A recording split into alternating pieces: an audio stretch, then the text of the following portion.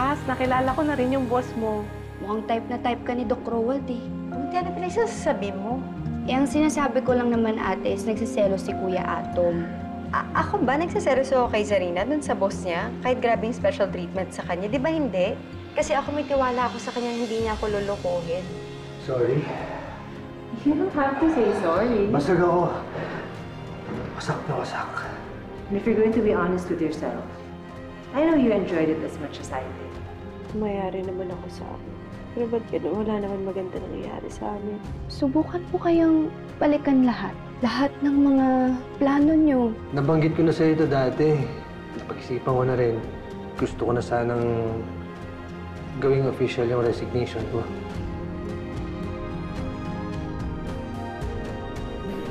This is so random. Saan ang galing to? Di ba napag-usapan na natin? At magiging effective yung resignation ko 1 month later? But why? I thought wala sa equation yung pag-resign mo. Do I really need to spell it out for you, Atom? We just had a great night. I felt a stronger connection sa pagitan natin.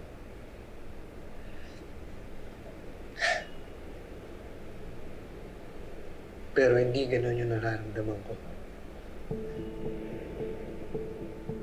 Puro galit at selos ako. Hanggang ngayon, nasasaktan pa rin ako. Pero hindi yung rason para saktan din kita. Ayaw kitang paasahin. Ikaw lang naman tong asa ng asa sa maling tao. Hindi mo ba na-realize, Atom? Hindi ka mahal ni Stella. Pero mahal ko siya. Kahit hindi na kami, hindi ko siya ipagpapalit. Kahit kanino. Sana naiintindihan mo.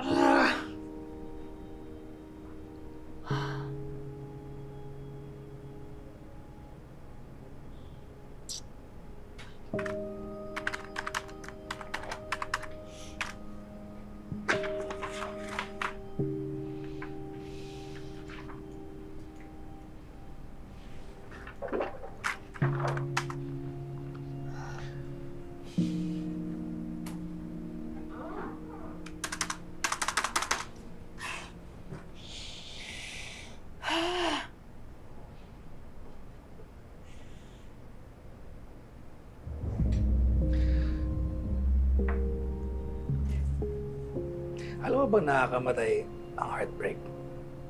As in literally, you can die from a broken heart. Talaga po? Yeah. Heartbreak syndrome. It usually happens to people who have experienced an emotionally traumatic event. Usually kapag namatay ng loved one. On the other hand, minsan nangyayari siya sa pasyente mismo, muntik na mamatay. In any case, sa States, divorce yung primary trigger. Dito sa Pilipinas, bad breakup. Hindi ko naman gusto umabot sa ganito eh. Maniwala ka. Sobrang laki ng pasasalamat ko sa'yo. At hindi ko sinasadya na paasahin ka at hindi masuklihan yung nararamdaman mo. So here's your heart. Titibok siya, di ba? Pag yung puso tinamaan ng heartbreak syndrome, it can cause short-term muscle failure. In other words, titigil sa pagtibok yung puso. In rare cases, it's fatal. Now, come on, don't worry. You're gonna be fine. Bata ka pa. You're healthy and you're smart. I'm sure you'll find a way to mend your broken heart. Salamat po, Doc. Oh, don't thank me now. Thank me later.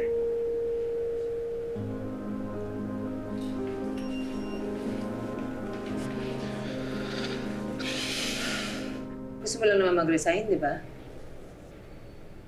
No need to patronize me. Tatanggapin ko ang resignation mo. But in the remaining months that you're here, magtatrabaho ka na maayos. Tatapusin mo lahat ng dapat mong tapusin.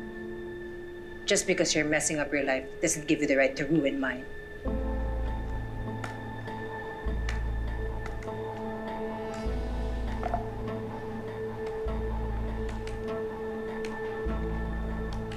Excuse me po nga. Go!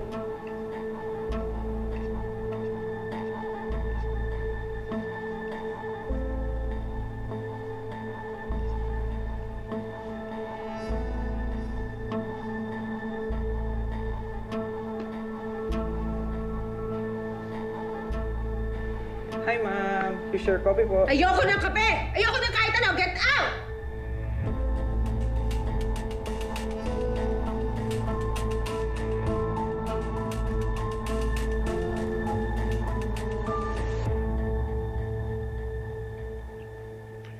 Nag-set ka na ba ng meeting with Atom para mapag-usapan niyo na yung kontrata? You know, your mom is interested in meeting Atom. Na-impress siya doon sa mga improvements sa resto mo. Pauwi nga pala mami mo. The deal is off, Dad. Iniwan ako ni Atom. You mean the restaurant? Yes. Tutuloy na raw niya yung resignation niya. Whatever. Ay, nako, Sarina. Yan na nga ba sinasabi ko, you were getting too attached. Look, as an entrepreneur, my guiding principle is you can fall in love with your business, but never fall in love with a business partner. Talo ka doon. Sino kaya sa amin ang talunan? I'm sure it's not gonna be me. I hope he regrets his decision for the rest of his life because he's so stupid. Imagine, a big opportunity like me, hindi niya nakita. He didn't see my worth. Tama.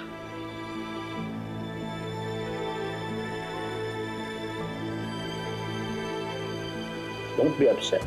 Not upset, Dad. Why would I be? Sino ba siya? He's a nobody. I'm Zarina Montalibano, and I'm not one to be messed with. Pagkatapos ng lahat ng mga binigay ko sa kanya, i-reject niya ako, I should be the one rejecting him. Okay, then do it. Because you have the upper hand. Okay? Sarina, you are the boss of your heart, of your life. Don't let your emotions get the best of you. Huh? Okay.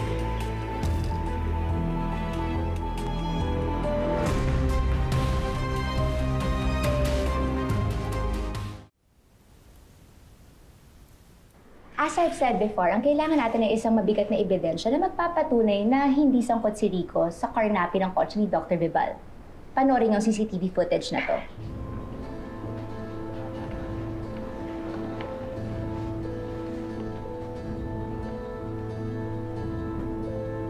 Yan yung mga nagdidiin sa'yo, kuya.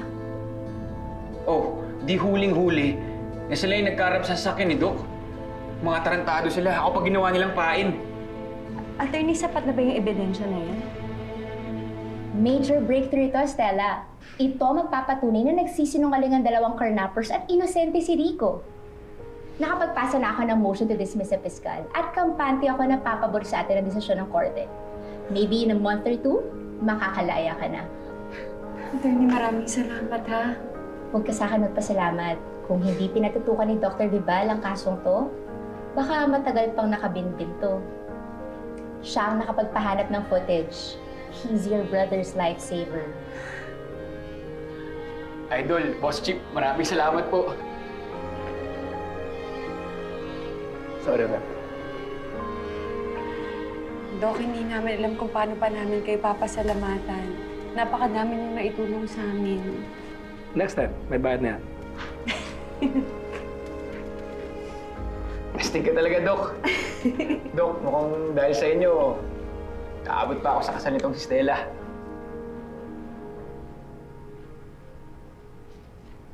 Oh, bakit? Hindi, tsaka na lang natin pag-usapan. Ang importante, makakalaya ka na. Doon pa lang masayang-masaya na ako. Salamat talaga, Dok, ha?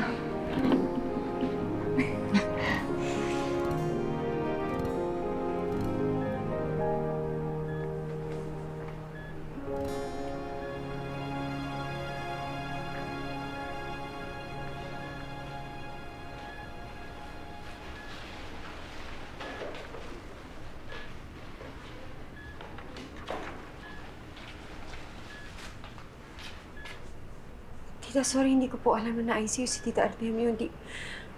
Pasensya po ngayon lang ako nakadalaw. Ano ka ba naman, Stella? Panay ang pagpipresenta mo. Pero sa oras na kailangan ka dito, wala ka. Dami-daming problema. Ano ba naman yan, Stella? Tapos ngayon, nagkasagutan pa kami ni Atom. Pwede ba, pagsabihan mo, ikaw lang ang pwedeng kumalma dun eh. Sorry po, hindi ko na magagawa yun. Hiwalay na po kami ni Ato. Kaya naman pala. Hindi na ako magtataka. Masyado kasi kayong ma-issue dalawa eh. Pero yung mga problema ng isa't isa, hindi niyo naman masolusyonan. Buti pa si Sarina. Lahat may solusyon.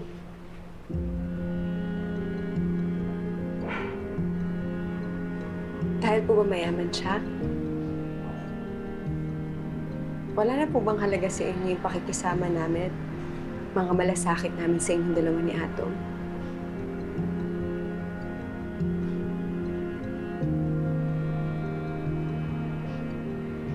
Tita, sigurado po ako. Mas masaya si Tito Artemio na okay na sila ng anak niya. Kaysa doon sa solusyon na galing kay Zarina na sinasabi niyo. Hindi po lahat kahit tumbasan ng pera.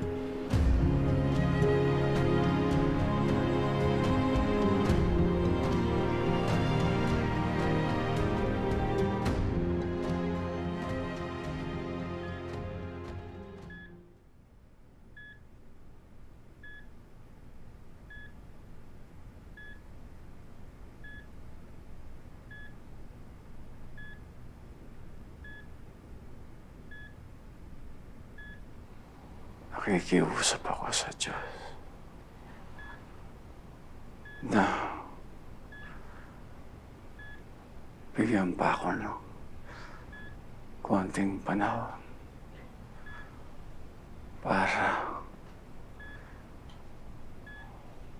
masaksihan ko pa ang pinakamasayang araw sa buhay ni Atom.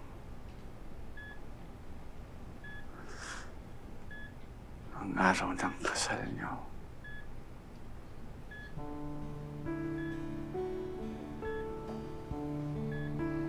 Stella. Mangako ka sa akin.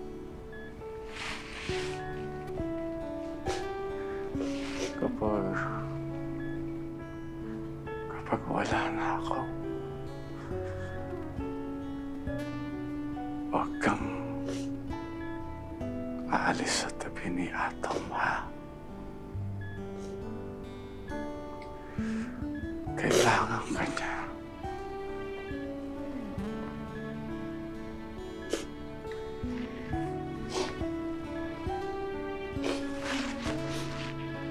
Huwag naman po kayo magsalita ng ganyan. Stella. Pangako ka.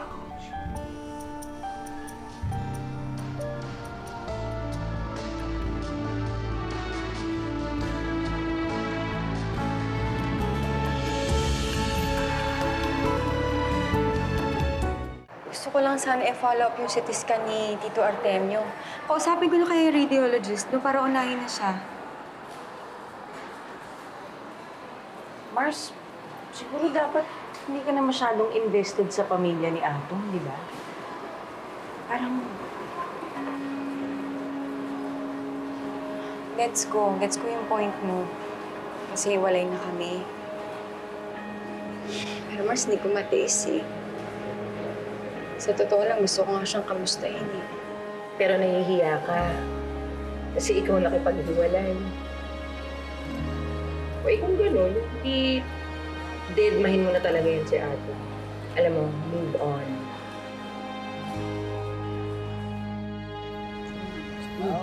Tom, Kaya nga. huwag mong masyadong dibdibin ang paghihiwalay ninyo ni Stella. Tama lang yung bumalik ka sa trabaho mo dito. Adamayan ka namin, huwag kang mag-alala. Dumaan lang naman si Atom. Pero pwede rin naman na ito na lang ako ulit. Tatanggapin ba ako ni tita eh? Oh, welcome na welcome kang bumalik dito. At masaya-masaya akong tanggapin ka ulit. Basta andito lang ako. Kami. Tutulungan ka namin ulit na makabangon. Kahit nadurog ka, kahit nalugmok ka pa. Tandaan mo, basta araw-araw may bagong pag-asa. Hindi ko kaya eh. Mahal na mahal ko pa rin siya. That's what I thought. Ang tanong ngayon, kaya mo bang panindigan yung pagmamahal na yan? Ang pagiging pabigat ko sa kanya yun, hindi ko kaya panindigan. Mars, gusto mo ba ganyan din iniisip ni Atom sa'yo? Napabigat siya sa'yo? Tama. Huwag kang susuko. Parang, mo kami mong mag-asawa. Ilang beses niya akong iniwan nung nobya ko pa siya. Hindi ko siya tinantanan. Alam mo kami, happily ever after. Hanggang ngayon. Nandito pa kami. At saka, ang nagmamahal daw, kuya, ay parang isang matinong estudyante. Kapag nahihirapan, hindi tumitingin sa iba. Bakit? Wala ka namang balak manligaw sa iba, di ba, kuya? Wala talaga, malabo yun. Kasi nga, mahal mo. Ganito ha. Alam mo, minsan kasi, yung mga ayaw magpasaklolo, yun usually yung ayaw sumaklolo. Yun namang ayaw tumanggap, madalas yun yung ayaw maibigay. Pero hindi ikaw yung Stella. Kilala kita. Napaka-generous mo magmahal. Eh, ano naman kung minsan parang medyo mabigat kang dalhin, di ba? Deserve mo pa rin naman magmahal at mahal. Di ba? Tandaan mo ito, Atom. Hanggat sumisikat ang araw sa umaga, at habang kumikinang ang mga bituin sa langit tuwing gabi, may pag-asa kayong magkabalikan ni Stella.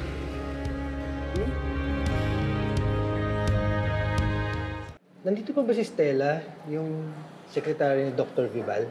Ay, wala na po siya, sir. Maaga po silang umalis ni Dr. Vival kanina. May pupuntahan daw po. Ah, salamat. Sige po, excuse me po.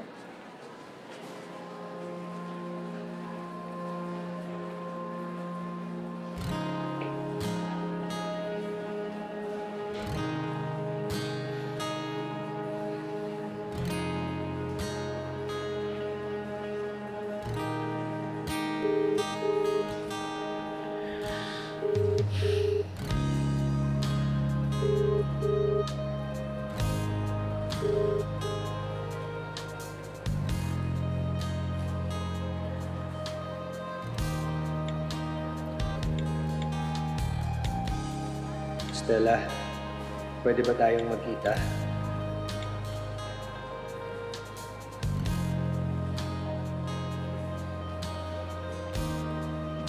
Kailangan niyo pong mag-submit ng Certificate of Attendance ng Marriage Counseling Seminar bago ma-release yung inyong marriage license.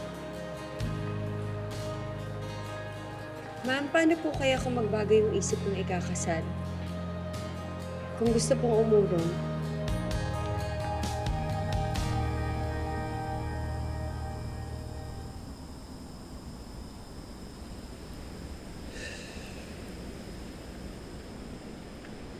Atom?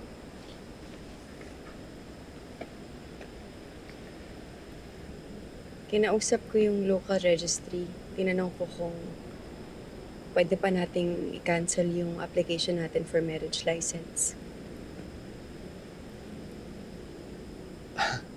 Talaga? Yan ba yung sinadya mo dito? Sabi ng kausap ko, hindi na daw pwede.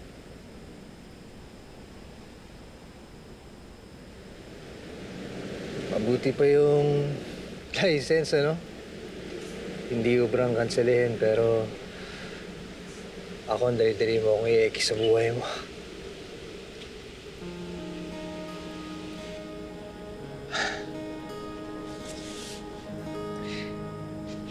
Yun lang pala yung sasabihin mo. Sana hindi ka na nag-abala.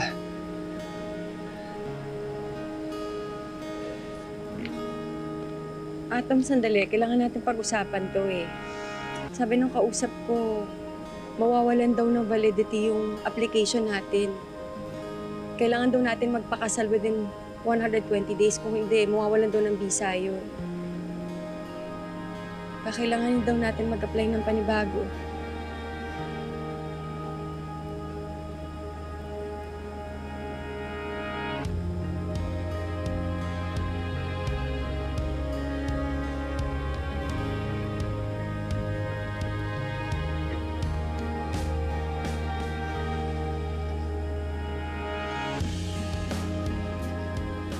Pagtao, hahayaan na lang natin mag-expire. Bangko Sentral, itutuloy natin yung kasal.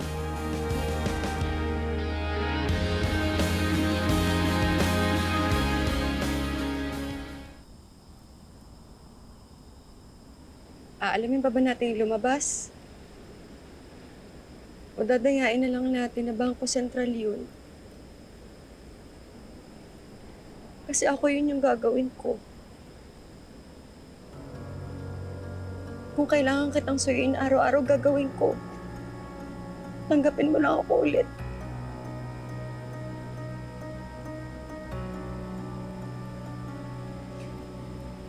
Atom, alam ko mahirap yun para sa'yo. Baka natatakot ka ng tayaan ako ulit. Hindi naman kita masisi. Sabi mo nga, di ba? Ang bilis kitang kanselin sa buhay ko.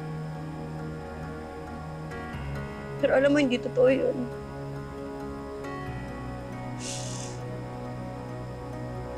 Ayoko lang na mabigatan ka sa lahat ng dinadala ko sa buhay ko. Pero ayoko rin lumipas yung 120 days. Kasi baka tuluyan ka mawala sa akin.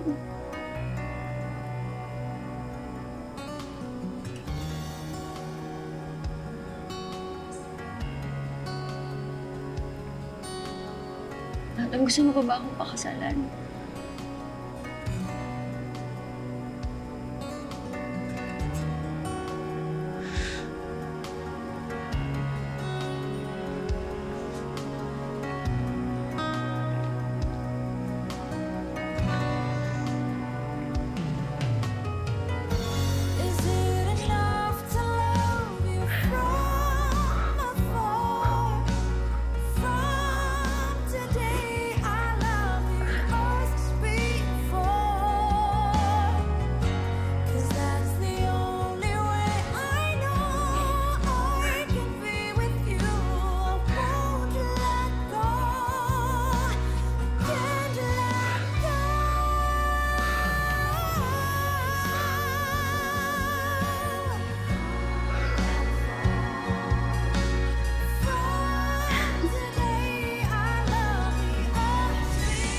Alam ko, marami pa tayong pagdadaanan. Marami pa tayong sitwasyon na papasukin ng komplikado. Pero hindi ako mapapagod na mahalin ka sa araw-araw ng buhay ko. Ano ba yung gusto mong sabihin? Ako ba ang may dapat sabihin? Hindi ba ikaw? Alam na ba ni Stella ang tungkol sa atin? Serena? Ano ginagawa mo dito?